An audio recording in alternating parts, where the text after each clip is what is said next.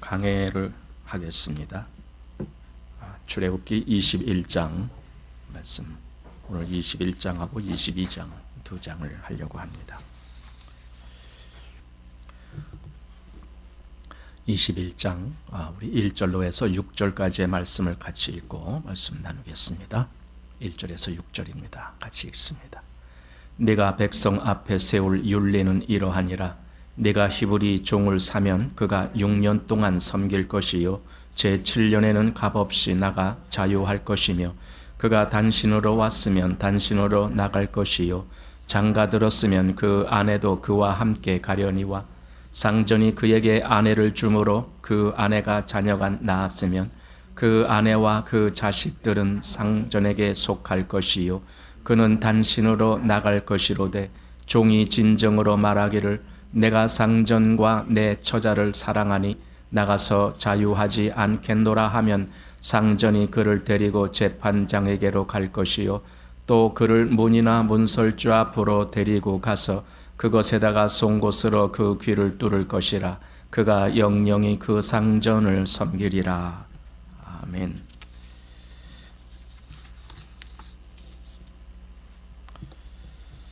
네, 오늘 이제 21장하고 또 시간이 조금 되면은 22장도 볼까 하는데요. 21장 1절에 이렇게 기록되어 있습니다. 네가 백성 앞에 세울 율례는 이러하니라. 여기서 이제 율례라는 말이 등장합니다. 앞에서는 계명을 말씀해 주셨는데 여기서는 이제 또 율례를 말씀해 주시고 있습니다. 우리가 이제 이 내용을 다 읽진 않았지만은 여러분들이 이 본문 전체를 다 읽어 보시면은 거기에는 굉장히 엄격하고 또 공평한 그런 하나님의 율례가 나오고, 또 그런가 하면 굉장히 또 은혜로운 면도 보게 됩니다. 또 어떤 것은 아주 사소한 그런 내용까지도 나옵니다. 뭐 도적질했으면 어떻게 하고 뭐 이런 내용, 뭐 도적질하나 마나 뭐 하나님이 그런 일까지 다 일일이 개입하십니까? 이제 이렇게 말하면 안 됩니다. 하나님은 그 모든 사소한 일까지도 다 보시는데, 왜냐하면은 아무리 사소한 일이라도 그 일이 우리에게 발생할 가능성이 있기 때문에 그렇습니다. 우리는 마치 이건 죄 같지도 아니한 그런 내용이라 할지라도 하나님은 반드시 그것을 보십니다. 그리고 하나님의 판단이 거기 있습니다. 우리는 얼마든지 여기서 말씀한 모든 것들이 다 우리에게도 적용될 수 있다는 걸 우리가 기억해야 됩니다. 여기 이제 그래서 율례라는 말은요, 히브리 말로 미슈파팀이라고 하는 단어인데, 이 말은 이제 파샤트라고 하는 단어에서 나왔어요. 거기서 유래됐는데 거기서 심판하다 또는 판결하다 그런 단어입니다. 이것은 다시 말하면은 법적인 판결을 선포할 때 하는 말입니다. 그게 율례입니다. 그러니 그냥 우리가 대충 생각해도 된다 그런 뜻이 아닙니다. 이스라엘에게는 이것은 아주 반드시 지켜야 되는 부분인데, 십계명에 대한 세부 지침 또는 세부 사항이라고도 할 수 있습니다. 20장에서 십계명을 말씀해 주셨다면은 이제 21장부터 이 이하에 사실 22장 또 23장 계속 이런 세부 시행 규정이 나오고 있습니다. 왜 하나님은 이런 말씀을 주시는가? 왜 십계명과 또 왜 율례를 주시는가 했을 때 그 목적은요, 백성들로 하나님의 백성답게 살게 하기 위해서 주시는 겁니다. 참 그냥 자의적인 뜻으로 자의적인 생각으로 사는 것이 아니라 하나님의 말씀을 따라 살게 하기 위한 것, 그것입니다. 이것이 하나님의 백성입니다. 그래서 하나님의 백성은 하나님의 말씀을 항상 따르는 사람이다 라고도 말하게 됩니다. 하나님의 말씀을 무시하는 하나님의 사람은 구약에 보면은 하나님이 그를 징계하시고 징벌하시고 심판하시고 그러십니다. 지금 신약이라고 하나님이 직접 심판을 안 하신다라고 생각할지 모르나, 그러나 하나님은 이 모든 것을 다 계산하고 계십니다. 그래서 우리가 나중에 요한계시록을 보게 되면은 모든 그 죽은 자들이 다 다시 그 신보좌 앞에 나가게 되는데 거기에 책이 두 권이 있다. 한 권은 그가 행한 모든 행실을 다 기록한 책이다. 그러니 거기에 기록된 대로 얼마나 그가 하나님을 거역했는지, 얼마나 그 말씀을 무시했는지 이런 것들에 대한 기록이 거기 다 있을 텐데 그것에 의해서 심판을 받는다라고 되어 있습니다. 자, 한번 2절 말씀 보십시오. 네가 히브리 종을 사면 그가 6년 동안 섬길 것이요 제7년에는 값없이 나가 자유할 것이며. 자, 이제 율례를 말하면서 2절부터 6절까지 첫 번째 율례를 말씀한 것인데 히브리 종에 대한 내용입니다. 우선 종이라는 것은 어떻게 종이 되느냐? 어떤 사람은 태어나면서부터 종의 신분으로 태어나는 사람이 있고, 또 어떤 사람은 원래 평민이었었는데 그가 워낙 가난해서 또는 남에게 빚을 진 것을 갚을 능력이 없어서 그냥 자기 자신을 종으로 그에게 나를 종으로 데려가십시오 이렇게 하는 경우가 있습니다. 우리 창세기 47장 보면은 애굽의 백성들이 그 기근에 그 요셉이 총리로 있으면서 저축한 그 모든 곡식을 이제 사는데 나중에는 돈이 다 떨어지니까 우리 자신, 우리 몸을 당신이 사십시오 하면서 요셉 앞에 자기를 그렇게 드리는 거예요. 그게 바로 종이 되는 겁니다. 그러니까 종이 된다라는 것은 넉넉한 사람이 종이 되지는 않죠. 다 힘든 사람들이 종이 됩니다. 자, 그래서 3절 말씀 보십시오. 그가 단신으로 왔으면 단신으로 나갈 것이요 장가 들었으면 그 아내도 그와 함께 가려니와 상전이 그에게 아내를 주므로 그 아내가 남녀간 낳았으면 그 아내와 그 자식들은 상전에게 속할 것이요 그는 단신으로 나갈 것이로되. 자, 이렇게 되어 있습니다. 히브리 종을 산다란 말은 같은 동족을 의미하는 겁니다. 지금 여기 규정은 이방인에게 적용되는 것이 아닙니다. 이방인은 레위기 25장에 가보면은 이방인들에 대한 규정이 나오는데 거기서는 그 주인의 영구한 소유가 된다라고 되어 있어요. 이방인 종은. 그러나 여기 지금 히브리 종은, 같은 히브리인들끼리의 종은 6년을 섬겼으면은 7년에는 그를 자유케 해 주는 거예요. 그런데 거기에 이제 몇 가지 조건이 있다라는 겁니다. 첫째로, 종이 처음 종으로 왔을 때 그냥 단신으로 나갔다면은, 그리고 6년 동안 있으면서도 그냥 단신으로 있었다라면은 7년째 그냥 단신으로 나가면 됩니다. 그러면 아무 문제도 없고 어려울 것도 없습니다. 문제는 그 다음 두 번째와 세 번째인데, 주인이 그에게 아내를 맡게 해줬는데 그 아내가 자녀가 낳았다 이거죠.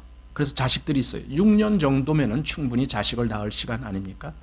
그런데 이제 7년째 종이 자유케 될 시간이 됐습니다. 그럼 종은 자유롭게 갈 수가 있어요. 그러나 이 주인이 준 아내와 그 자식들은 데리고 갈 수가 없는 거예요. 바로 이게 문제죠.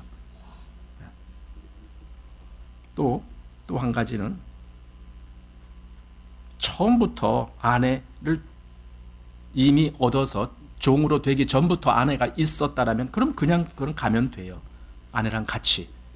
그러니까 지금 이게 가장 문제가 되는 것은 주인이 그에게, 그 종에게 아내를 몇 개 해줬는데 그 아내가 자녀가 낳았을 때, 바로 이때, 그럼 7년이 찼을 때 자유롭게 되는 그 위치에서 어떻게 할 거냐가 여기서 가장 큰 관건이 되는 겁니다. 자, 5절 말씀 보십시오. 종이 진정으로 말하기를 내가 상전과 내 처자를 사랑하니 나가서 자유하지 않겠노라 하면 상전이 그를 데리고 재판장에게로 갈 것이요 또 그를 문이나 문설주 앞으로 데리고 가서 그것에다가 송곳으로 그 귀를 뚫을 것이라. 그가 영영이 그 상전을 섬기리라. 자, 이렇게 되어 있습니다.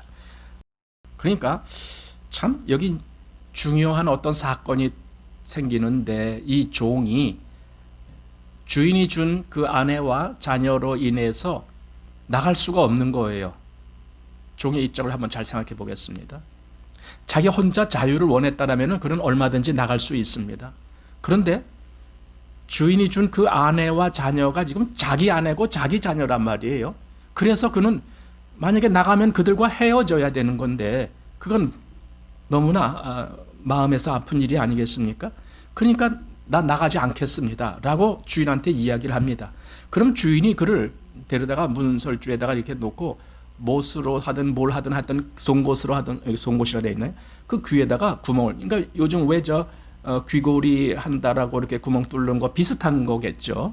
그래서 귀에다 구멍을 뚫어서 표시를 하는 거예요. 그게 뭐냐면 너는 이제 영원히 이 집 주인의 종이 되는 것이다. 평생.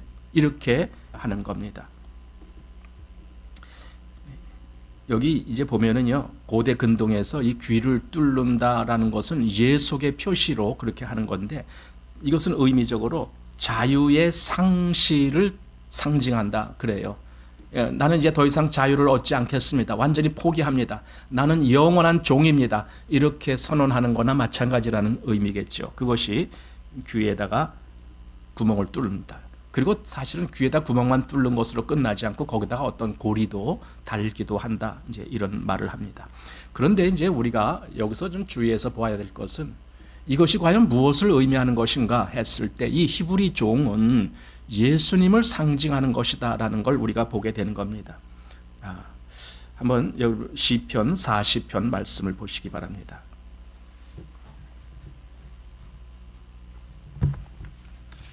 시편 40편 7절 말씀, 6절부터 제가 읽겠습니다. 6절에서 8절까지인데, 주께서 나의 귀를 통하여 들리시기를 제사와 예물을 기뻐 아니하시며 번제와 속죄제를 요구치 아니하신다 하신지라. 그때에 내가 말하기를 내가 왔나이다. 나를 가리켜 기록한 것이 두루마리 책에 있나이다. 나의 하나님이여 내가 주의 뜻 행하기를 즐기오니 주의 법이 나의 심중에 있나이다 하였나이다. 자, 이게 지금 다윗의 시라고 되어 있는데 이 시편 40편에는 예수님을 상징하고 예표하는 그 말씀이 여기 많이 포함되어 있는데, 지금 제가 읽어드린 이 말씀도 바로 그런 말씀 중에 하나입니다. 예수님을 상징하는 겁니다. 그러니까 이 말씀이 히브리서에서 그리스도에 대한 예언이다라는 말씀으로 해석을 해줍니다. 구약에는 이렇게 시편 40편에 이런 기록이 있는데 히브리서를 보면은 그래, 이것이 바로 예수님을 의미했던 거야 라고 해석을 해준다는 의미입니다. 자, 한번 히브리서 10장 말씀을 보십시오. 지금 시편 40편에 읽으신 그 말씀을 머릿속에 기억하시고 히브리서 10편 말씀 보겠습니다. 자, 5절 말씀 보십시오. 그러므로 세상에 임하실 때에 가라사대 하나님이 제사와 예물을 원치 아니하시고 오직 나를 위하여 한 몸을 예비하셨도다. 전체로 번제함과 속죄제는 기뻐하지 아니하시나니 이에 내가 말하기를 하나님이여 보시옵소서. 두루마리 책에 나를 가리켜 기록한 것과 같이 하나님의 뜻을 행하러 왔나이다 하시니라. 여기 보세요. 지금 히브리서 10장은 바로 이 예언의 말씀이 예수님에게 응해졌고, 그래서 예수님이 단번에 성소에 들어가는 그 역사가 있었다라고 지금 말씀을 해주는데, 여기서 인용한 이 말씀이 바로 시편 40편에 좀 아까 우리가 읽었던 그 말씀이라고요. 6절에서 8절. 그러면은 다시 시편으로 가보면은요, 한번 시편으로 다시 한번 가보십시오. 40편에 거기 6절에 이렇게 되어 있어요. 주께서 나의 귀를 통하여 들리시기를.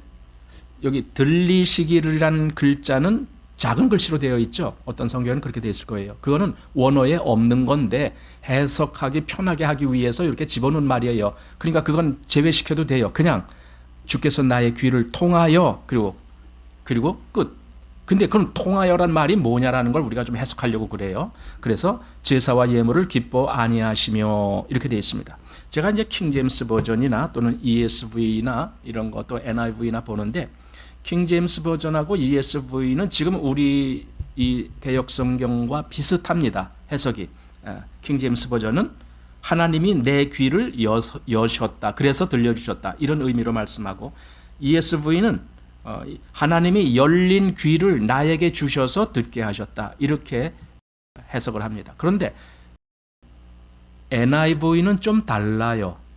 NIV는 어떻게 됐냐면, 제가 여기 이제 6절과 7절에 해당되는 부분을 해석해서 말씀드리겠습니다. 주님께서는 희생 제물과 예물을 원하지 않으셨습니다. 그러나 내 귀를 뚫으셨습니다. 번제물과 속죄제물도 요구하지 않으셨으므로 내가 말하기를 내가 여기 있나이다. 두루마리 책에 내게 대하여 기록된 것 같이 내가 왔나이다 하는데, 이 중간에 여러분 제가 지금 읽을 때 그 말씀 들으셨습니까? 내 귀를 뚫으셨습니다. 그렇게 되어 있어요.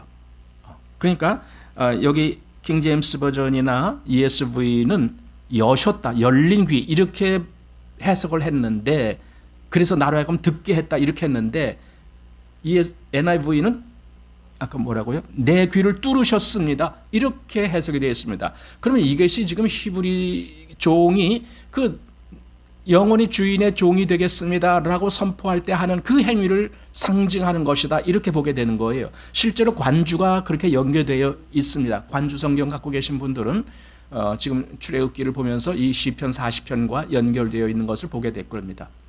그러니까 이 원어적으로 보면은 그게 같은 의미의 단어가 쓰여졌기 때문에 그렇게 해석할 수가 있다라는 겁니다. 내 귀를 뚫으셨습니다. 그래서 여기 히브리 종은 하나님을 순종하는 그리스도를 예표하는 것이다. 시편 여기 40편 8절에 나의 하나님이여 내가 주의 뜻 행하기를 즐기오니 주의 법이 나의 심중에 있나이다. 여기 주의 뜻, 이것은 아버지의 뜻이죠.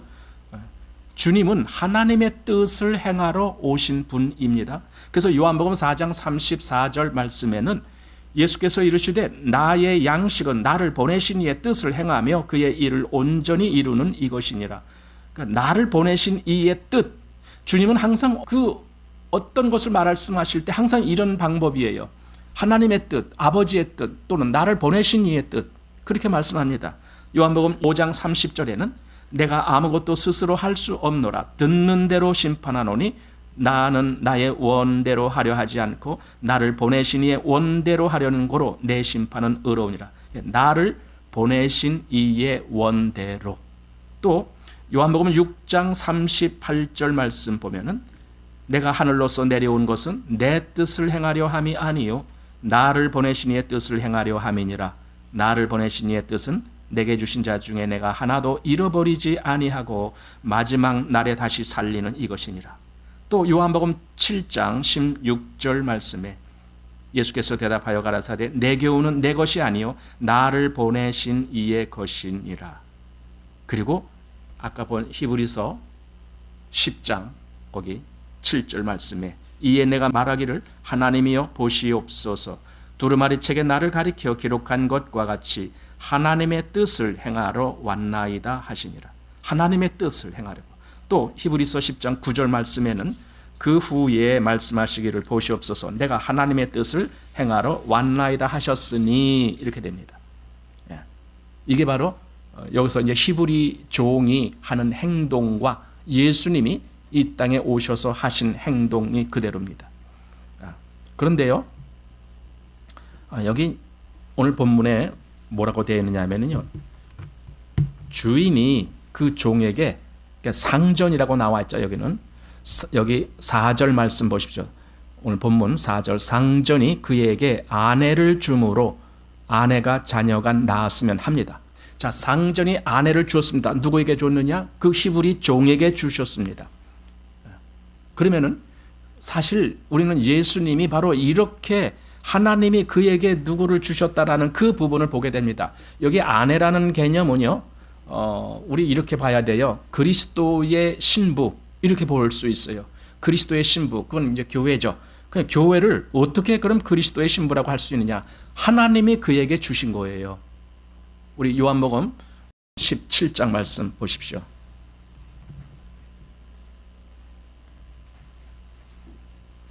요한복음 17장 6절 말씀 봅니다. 17장 6절 세상 중에서 내게 주신 사람들에게 내가 아버지의 이름을 나타내었나이다. 저희는 아버지의 것이었는데 내게 주셨으며 저희는 아버지의 말씀을 지켰나이다. 여기 두 번이나 내게 주셨다라는 말씀을 합니다. 아까 출애굽기 21장에서 그 상전이 그 아내를 그 종에게 주었다라고 되어 있는 것처럼 여기 예수님도 세상 중에서 내게 주신 사람들 이런 말씀을 합니다. 또 좀 지나서 9절 말씀 보십시오.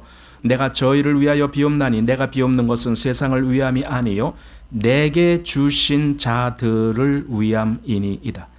이렇게 내게 주셨습니다. 여러분 히브리 종은요 자기에게 그 상전이 비록 주었지만은 그 상전이 준 그 아내와 그 자녀를 사랑하기 때문에 자기가 자유할 수 있는 시간이 됐는데도 불구하고 자유를 포기한 거예요. 나는 내 아내와 같이 있겠다. 내 자유가 포기된다 할지라도 나는 내 사랑하는 아내와 자녀를 나는 그냥 버릴 수가 없다. 이렇게 된 거예요. 그래서 그 히브리 종은 귀에다가 구멍을 뚫고 나는 영원한 종이 되겠습니다. 이렇게 선포를 하게 되는 겁니다. 근데 예수님이 바로 그렇게 하신 거예요. 여기 히브리서 2장 13절에도 한번 보십시오. 예수님이 어떻게 하셨는지 나옵니다. 히브리서 2장 13절 말씀. 여기 보면은 또다시 내가 그를 의지하리라 하시고 또다시 볼지어다 나와 및 하나님께서 내게 주신 자녀라. 그러니까 내게 주셨다. 원래는 아버지의 것이었는데 내게 주셨으며 이거예요. 그래서 이게 상전이 그에게 아내를 주었다 이 말을 하는 거예요. 예수님 교회가 바로 그렇게 된 겁니다. 그게 바로 교회가 된 겁니다. 그러니 놀라운 말씀 아닙니까? 종은 얼마든지 7년이 되면은 나가서 자유할 수 있는데 그런데 이 종이 그 처자를 사랑함으로 나가지 않겠노라. 난 자유하지 않겠노라 이렇게 말해요. 여기서 우리는 알아야 돼요. 왜 예수님이 십자가를 지셨습니까? 왜? 이유는요. 예수님도 아버지께서 주신 자들 즉 교회를 사랑하셨기 때문에 그거예요. 사랑하셨기 때문에. 에베소서 5장 25절에 보면은 남편들아 아내 사랑하기를 그리스도께서 교회를 사랑하시고 위하여 자신을 주심같이 하라 이렇게 되어 있습니다. 그리스도가 그렇게 교회를 사랑하기 때문에 자신을 주셨다, 자신을 내놓으셨다 이런 말씀을 성경은 하고 있는 겁니다. 그리고 또 보게 되면은 종은 일종의 포로와 같은 운명이에요. 포로. 그냥 자유권이 없는 거죠. 잡혀 있는 거나 마찬가지죠. 사실은 종도 그런 의미를 내포하고 있습니다. 자율권이 없습니다. 주인이 말하는 그대로 따라해야만 되는 거예요. 이게 종의 입장입니다. 예수님은 항상 하나님의 뜻을 순종하기를 기뻐하셨다. 나는 그의 명령이 영생인 줄 아노라. 이렇게 늘 선포하시고 하나님 아버지의 뜻을 따랐던 것을 봅니다. 그래서 여기 히브리 종은 그 종에게는 송곳으로 귀를 뚫는 일이 즉 영원한 흔적을 남기는 거예요. 송곳으로 귀를 뚫어. 그런데요. 예수님에게는 귀가 아니었습니다. 예수님은 손과 발에 못이 박혔습니다. 손과 발이 뚫렸습니다. 그리고 옆구리는 창에 뚫렸습니다. 이것이 예수님. 예표에는 이렇게 뭐 손과 발 이런 데가 뚫린 건 아니지만은 다만 예표로서 충분한 가치만 보여주면 되기 때문에 그러나 실제로 예수님에게는 그냥 귀가 뚫리는 정도가 될 수가 없었습니다. 손과 발이 못이 박히고 머리에는 가시가 박히고 옆구리에는 창이 박히고 이렇게 해서 사방이 뚫렸습니다. 그래서 이게 흔적이라는 거거든요.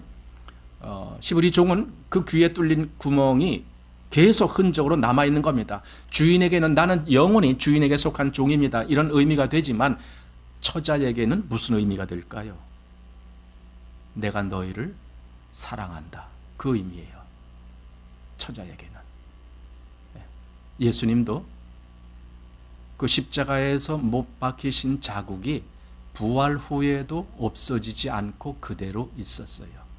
요한복음 20장에 보면은 디드모라는 도마가 원래 예수님의 부활을 믿질 못했는데 자꾸 다른 제자들이 예수님 부활하셨다 하니까 나는 내가 직접 만져보기 전에는 믿지 못하겠다 이렇게 선포를 했었죠.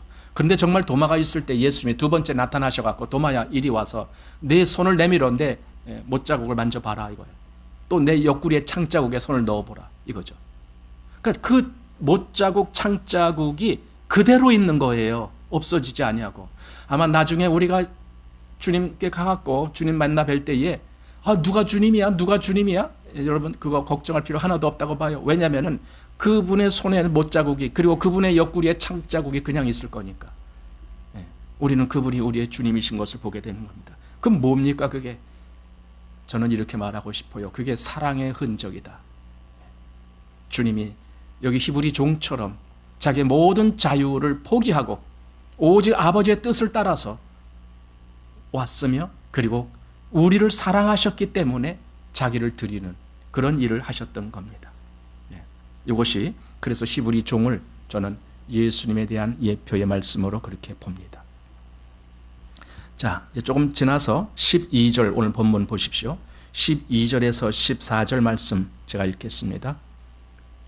사람을 쳐 죽인 자는 반드시 죽일 것이나 만일 사람이 계획함이 아니라 나 하나님이 사람을 그 손에 붙임이면 내가 위하여 한 곳을 정하리니 그 사람이 그리로 도망할 것이며 사람이 그 이웃을 짐짓 모살하였으면 너는 그를 내 단에서라도 잡아내려 죽일지니라. 좀 엄숙한 그런 건데 일단 사람이 계획한 것이 아니고 정말 우연히 어떻게 잘못된 실수로 뭐 이렇게 해서 그래서 여기 그 말을 여기다 어떻게 표현했냐면 나 하나님이 사람을 그 손에 붙임이면 이렇게 돼 있어요. 그러니까 하나님이 어떤 사람을 죽게 하기를 원하시는데 그걸 어떤 사람에게 붙인 거예요. 그러니까 그 사람은 이 사람을 죽일 마음이 없는데도 어떻게 하다 보니까 죽게 되는 거예요. 그랬을 때 바로 그랬을 때 그 사람은 한 곳 그를 위해서 한 곳을 정하신다는 거예요. 하나님이 우리가 잘 알듯이 그게 도피성이라는 거죠. 그 한 곳을 정하니까 거기로 가라 이거죠. 가라. 그러나 14절에 짐짓 모살하였으면 너는 그를 내 단에서라도 잡아내려 죽일지니라. 모살, 의도적으로 죽일 마음을 품고 누구를 죽였다. 이건 살인이죠. 그랬을 때에는 그 사람은 반드시 그 살인의 응징을 받게 하라 이겁니다.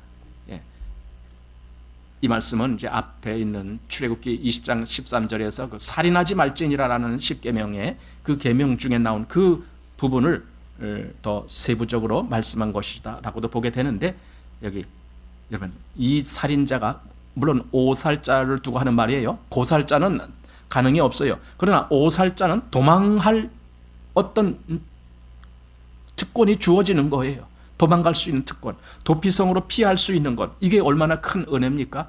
피할 것이 있다라는 것, 피할 것이 있다라는 것.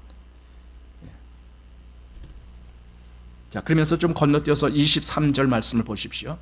그러나 다른 해가 있으면 갑되 생명은 생명으로 눈은 눈으로 이는 이로 손은 손으로 발은 발로 데운 것은 데운 것으로 상하게 한 것은 상함으로 때린 것은 때림으로 갚을지니라. 이렇게 말씀하신 이유는 반드시 그 죄에 대해서는 보응이 있다. 반드시 갚아줘야 된다. 그걸 그냥 잘못을 하고도 그냥 내버려 두면 안 된다. 이런 의미로 여기서 아마 엄하게 이렇게 말씀하신 것 같아요. 즉 죄에 대한 의로운 심판이 있다라는 그것을 말씀하는 거예요. 그런데 아까 앞에서는 그 살인을 하고도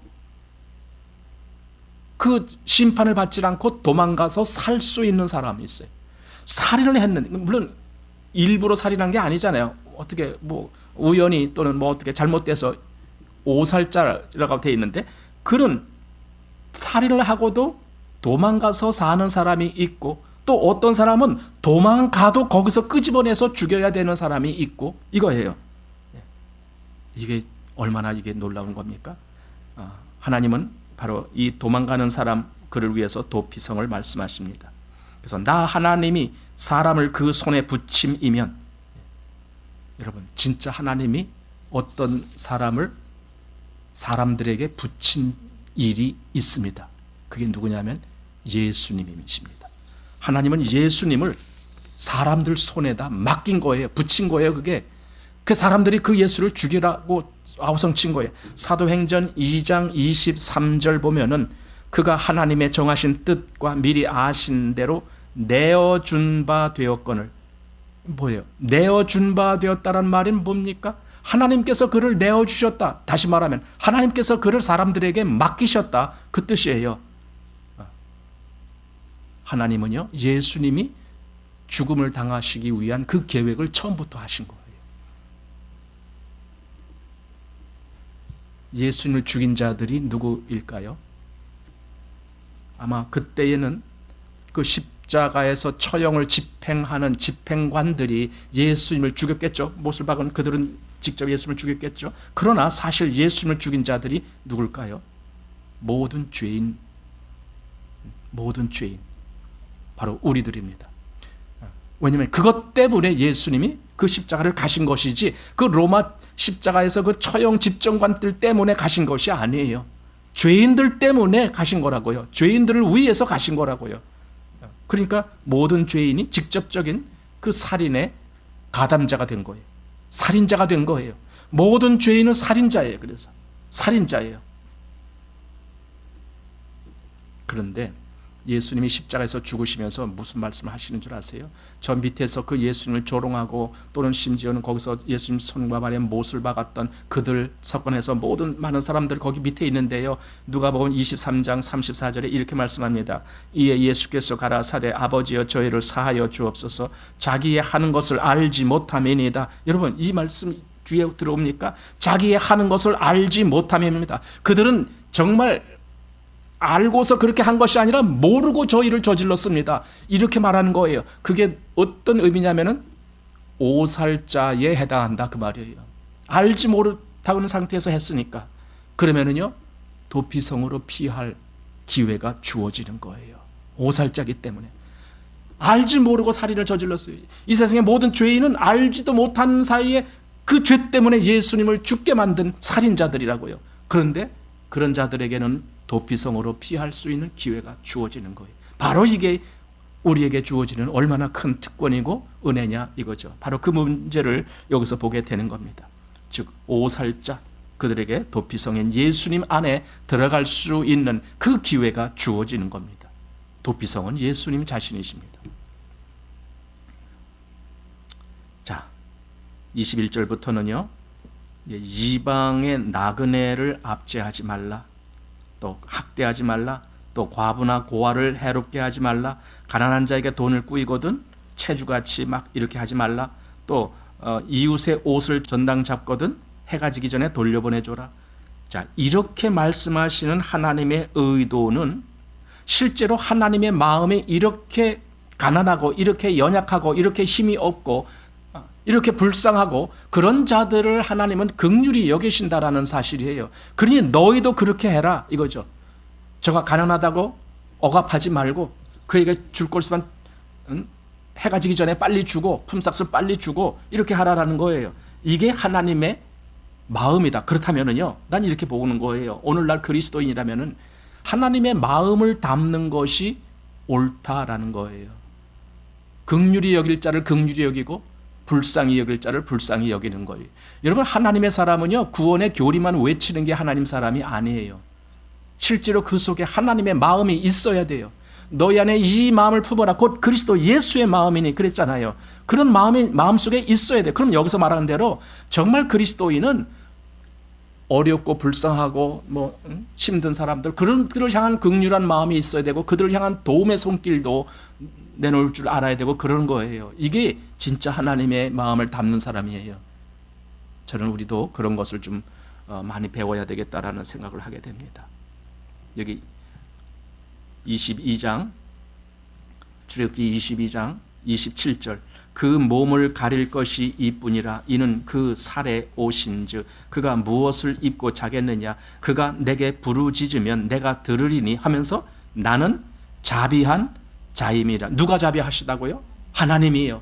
예, 하나님은 자비한 하나님이셔요. 근데 그리스도인이 자비를 모르고 있어요. 그러면 그게 어떻게 그가 하나님을 믿는 사람이라고 할 수 있겠습니까? 하나님은 자비하신 분이에요. 그리고 하나님을 믿는 사람도 동일하게 그걸 닮아가는 거예요. 이것이 바로 성도가 하나님의 성품을 담는 것이 당연하다는 이유입니다. 자, 하나님은 왜 이 율례를 말씀하셨고 또 이스라엘은 왜 이 율례를 받아야 하는가? 왜 그 율례를 지켜야 하는가? 그 이유는 이스라엘은 하나님의 특별한 백성이기 때문에 그런 겁니다. 특별한 백성. 이것은요 하나님과의 관계가 그렇다는 거예요. 여기서 특별하다는 것은 그들의 본래 존재가 특별하다는 것이 아니라 그들은 하나님과 관계가 맺어진 백성이다. 이게 특별한 거예요. 그래서 하나님이 늘 말씀하시듯이 나는 너희 하나님이 되고 너희는 내 백성이 되리라. 이게 관계가 맺어진 겁니다. 하나님과 관계가 맺어지는 겁니다. 이게 특별한 겁니다. 개개인 존재는 아무것도 특별한 게 없어요. 그래서 여기 22장 31절에 너희는 내게 거룩한 사람이 될지니 들에서 짐승에게 찢긴 것의 고기를 먹지 말고 개에게 던질지니라. 여기 너희는 내게 거룩한 사람이 될지니, 예, 거룩한 사람이 되라. 하나님께 거룩하다. 하나님과의 이 특별한 관계가 선이 그어지는 거예요. 다른 사람들과 달라지는 거예요. 그리스도인은 사는 이유가 달라지는 거예요. 그리스도인은 사는 목적이 달라지는 거예요. 이게 진짜 그리스도인입니다. 참 오늘날 그런 사람 보기가 쉽지가 않아요. 너무나 기독교가 토속화되고 세속화되고 이런 것을 많이 보기 때문에 진짜 구별된 사람을 찾기가 얼마나 힘듭니까? 하지만 우리는 그 마음을 품어야 되는 거예요. 나는 진짜 하나님의 사람이다. 나는 진짜 하나님께 구별된 사람이다. 나는 진짜 하나님께 거룩한 부르심을 입은 자다. 이 기억을 가지고 하나님을 섬겨야 되는 거예요. 그래서 신약에도 이 원칙이 그대로 적용됩니다. 베드로전서 1장 14절 말씀에 보면은 너희가 순종하는 자식처럼 이전 알지 못할 때에 쫓던 너희 사욕을 본삼지 말고 오직 너희를 부르신 거룩한 자처럼. 이게 누굽니까? 우리를 부르신 분이 누굽니까? 하나님이십니다. 근데 그분처럼, 그거예요. 그 거룩하신 그분처럼, 다시 오직 너희를 부르신 거룩한 자처럼 너희도 모든 행실에 거룩한 자가 되라 이잖아요. 그러니까 아까 하나님이 자비하시다면 우리도 자비하는 거예요. 그래서 16절 기록하였으되 내가 거룩하니 너희도 거룩할지어다 하셨느니라. 또 고린도전서 3장 16절에는 너희가 하나님의 성전인 것과 하나님의 성령이 너희 안에 거하시는 것을 알지 못하느냐? 누구든지 하나님의 성전을 더럽히면 하나님이 그 사람을 멸하시리라. 하나님의 성전은 거룩하니 너희도 그러하니라. 거룩은 하나님께 구별되는 거예요. 고린도전서 5장 7절에 너희는 누룩 없는 자인데 새 덩어리가 되기 위하여 묵은 누룩을 내어버리라. 너희는 누룩 없는 자라야 되는 거예요. 누룩은 이런 모든 세상적인 영역을 다 누룩이라고 말하는 거죠. 또 고린도 후서 6장 14절 너희는 믿지 않는 자와 멍에를 같이 하지 말라. 의와 불법이 어찌 함께하며 빛과 어둠이 어찌 사귀며 그리스도와 벨리알이 어찌 조화되며 믿는 자와 믿지 않는 자가 어찌 상관하며 이렇게 돼 있고, 그 다음에 16절 하나님의 성전과 우상이 어찌 일치가 되리요. 우리는 살아계신 하나님의 성전이라. 여러분, 우리는 살아계신 하나님의 성전입니다. 이 개념을 우리는 놓치면 안 돼요. 우리는 하나님이 여기 거하셔. 하나님이 지금 나에게 계시는 거야. 나는 그런 존재야. 바로 이것이 성전이다라는 개념입니다. 이와 같이 하나님께서 가라사대 내가 저희 가운데 거하며 두루 행하여 나는 저희 하나님이 되고 저희는 나의 백성이 되리라 하셨느니라. 구약 성경에 그렇게 말씀한 그것이 지금 그리스도인들에게도 동일하게 적용되는 말씀이다 라는 뜻입니다. 여러분, 그러니 여기 하나님이 이렇게 율례를 세세히 말씀을 하셨던 이유는 이스라엘이 하나님의 백성이기 때문에, 그리고 지금 그리스도인들도 동일한 하나님의 백성이기 때문에, 그래서 하나님의 말씀을 통해서 하나님과의 이 관계가 그대로 유지되고 성립되는 거예요. 이스라엘이 하나님 앞에 거룩함으로 나가야 됐다라면 그리스도인들도 그대로 거룩함으로 나가는 겁니다. 이것이 그리스도인이 지금 가는 길이다라고 저는 봅니다. 그래서 성도님들도 그런 마음에서 하나님을 아시기를 당부드리면서 여기 21장 또 22장 이렇게 마치겠습니다.